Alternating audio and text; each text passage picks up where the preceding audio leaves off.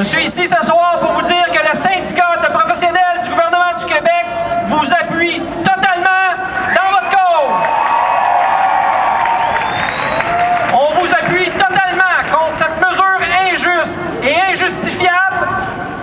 Injuste et injustifiable parce que la hausse proposée par le gouvernement imposerait aux étudiantes et aux étudiants une charge financière beaucoup trop élevée. Cette charge financière devrait normalement être assumée par certains particuliers et certaines entreprises du Québec qui, jusqu'à maintenant, sont loin de payer leur juste part pour les services publics. Le gouvernement voudrait émouvoir la population avec leur soi-disant préoccupation d'équité intergénérationnelle. Leur discours d'équité intergénérationnelle n'est qu'un prétexte pour faire accepter leur idéologie d'utilisateur-payeur. Non seulement dans l'éducation, mais aussi dans la santé et dans les services publics. Jean Charest et ses amis ne peuvent pas demander aujourd'hui aux étudiantes et aux étudiants de faire leur juste part alors qu'ils manipulent et qu'ils gaspillent les fonds publics en accordant des baisses d'impôts à des fins purement électoralistes, en multipliant les efforts pour cacher les magouilles de l'industrie de la construction qui ont coûté et qui coûteront aux générations futures du Québec des centaines de millions de dollars. Ce ne sont pas les miettes que Jean Charest et Lynn Beauchamp ont décidé d'ajouter aujourd'hui qui convaincront la population qu'ils respectent les étudiants.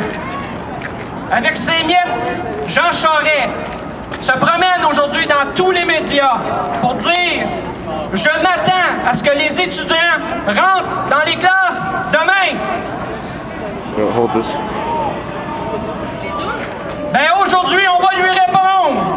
Monsieur Charest, on s'attend à ce que vous retourniez à votre table de travail parce que vos devoirs ne sont pas terminés.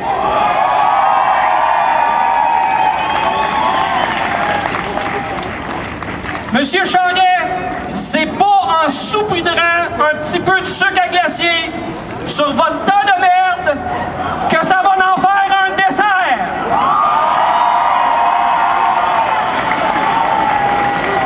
Aujourd'hui, je dis merci aux fédérations étudiantes, merci aux groupes sociaux, merci aux professeurs, merci aux artistes qui combattent pour la justice sociale.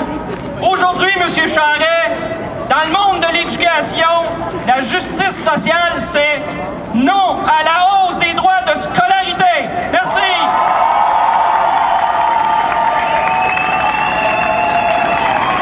Du syndicat des professionnels du gouvernement du Québec. Et oui, un mouvement qui a pris de l'ampleur énormément dans les dernières semaines. Comme vous voyez, on a l'appui de plusieurs syndicats, mais on a aussi un peu d'aide qui siège à l'Assemblée nationale directement. Donc, je vous demanderai d'applaudir bien fort Mme Marie Malavoie, députée de Taillon pour le Parti québécois.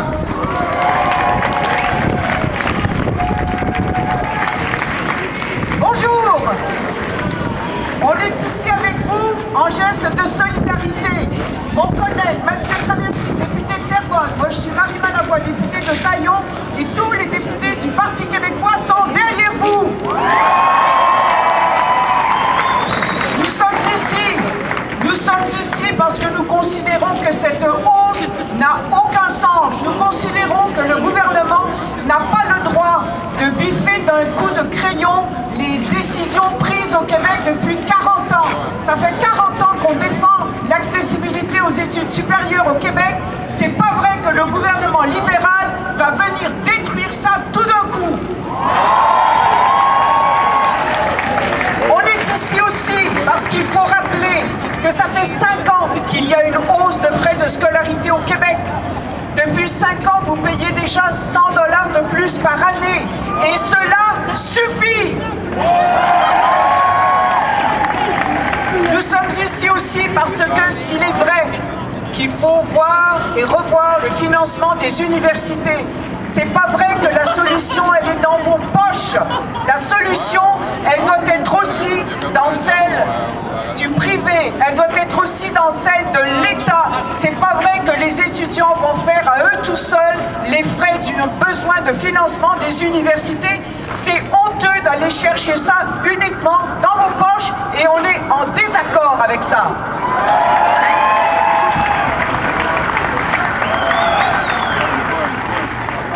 Et finalement, je peux vous dire que depuis le début de votre grève, tous les jours à l'Assemblée nationale, nous nous levons pour questionner le gouvernement, pour essayer de défaire ses arguments, pour essayer de le faire plier, pour vous accompagner dans votre lutte qui, honnêtement, depuis le début est admirable.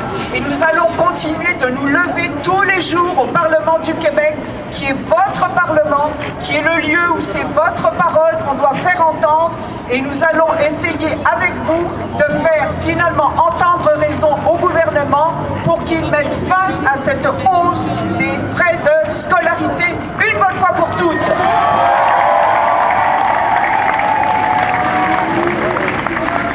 Vous dire à quel point, messieurs, dames, nous admirons votre combat.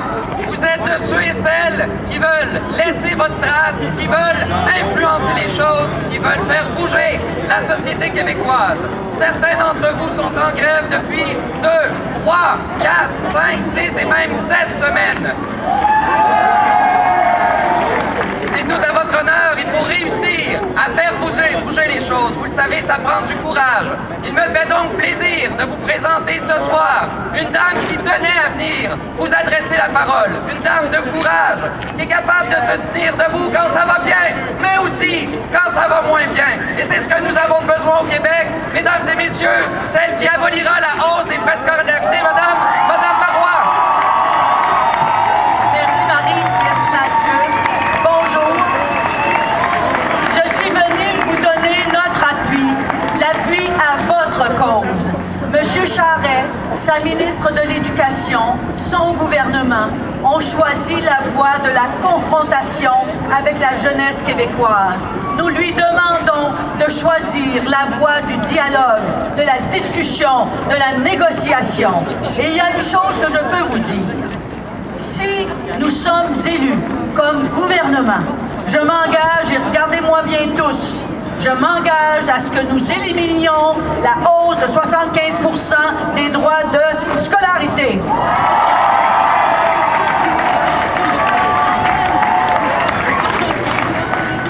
Marie vous l'a dit, tous les jours à l'Assemblée nationale, nous soulevons des questions, nous allons continuer à le faire, et moi j'espère surtout que M. Charest va entendre la voix de la raison, mais aussi, quelque part, je vous dirais, va entendre la voix du cœur. Nous sommes à vos côtés, vous pouvez compter sur le Parti québécois. Bonne chance!